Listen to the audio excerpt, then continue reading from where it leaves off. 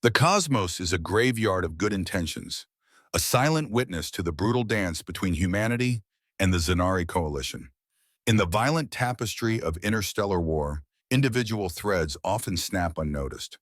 Captain Drake Thorne was one such thread, hurled violently from the heavens onto the surface of Arachnar. His escape pod carved a fiery scar through the jungle canopy, a wound in a world of red bark and violet leaves. He emerged not into safety, but into a humid alien hellscape, the metallic taste of copper heavy on his tongue, his squad reduced to static in his ear. He activated his emergency beacon, a desperate plea to the void. Instead of salvation, he found the hum of an energy blade at his throat. She was a Valkyrie, Relar. Blue-skinned, taller than him, sculpted from living marble and lethal grace, adorned in dark armor that seemed to drink the twin sun's light. In her golden eyes, Drake saw cold calculation, yet she hesitated. A sudden chime from her wrist shattered the standoff. Unit 7 eliminated. Biological containment breached. XR-37. The jungle roared in response, the sound of mutations taking hold. "We can die here as enemies," she offered, her voice carrying a strange metallic resonance, "or reach extraction as temporary allies." It is a strange irony of war how quickly the instinct for survival redraws the rigid lines of loyalty. Their journey was a forced march through an emerald purgatory. They navigated a landscape that sought their destruction, dodging acid rain that hissed like venom against the rocks. "Your kind did this," Drake accused during a downpour, watching a massive leaf disintegrate under the toxic droplets. Realar's retort was impassive. "The Coalition reforms worlds. Does humanity not conquer and exploit?" It was a clash of ideologies mirrored in the hostile terrain. At a river of toxic green water flowing over black stones, they were forced to trust. When a massive eel-like nightmare rose from the depths, jaws snapping, they moved as one. Rifle fire and energy blade synchronizing in a violent ballet. They survived the crossing not because they wanted to, but because the alternative was immediate extinction. Night brought them to a shattered ridge, and with it, the ghosts of Realar's past. Commander Vakar, a towering nightmare of ritual scars, emerged from the shadows with a hunter squad. "Traitor," Vakar spat. "You refused to execute the innocent." The truth spilled out then. She was never just a soldier. She was a conscience waking up. The ensuing skirmish was brutal. Blue energy crackled against the dark as mentor and student clashed. Drake intervened, his pulse rifle buying them a heartbeat of advantage. Vakar, furious, detonated a thermal charge, collapsing the cliffside.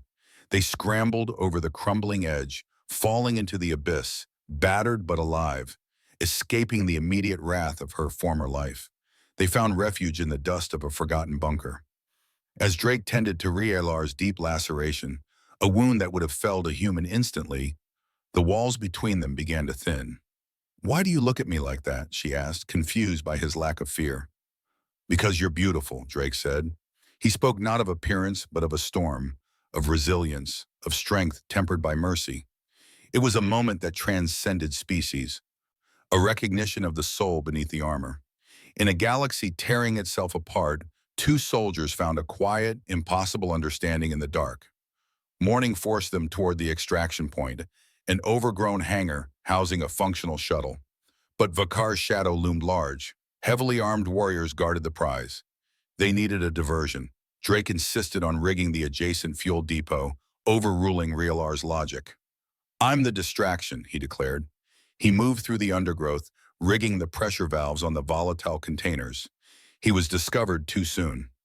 A brawl ensued, fists against alien muscle, until Realar erupted from the jungle, a whirlwind of vengeance. The depot detonated, a blossom of fire that scattered the enemy. They sprinted for the shuttle amidst the chaos. Energy bolts grazing Drake as they punched through the closing hangar doors, leaving the inferno behind. Freedom was fleeting. They broke atmosphere only to face a squadron of coalition fighters. Realar flew like a demon, weaving the stolen craft through a dense asteroid field, dancing with death. But the shuttle was failing, battered by pursuit. "Take the escape pod," Realar commanded, her eyes steel. One must survive to warn your people. Drake looked at the woman who had saved him, who had chosen mercy over duty. We go together, he said, gripping her arm, or not at all.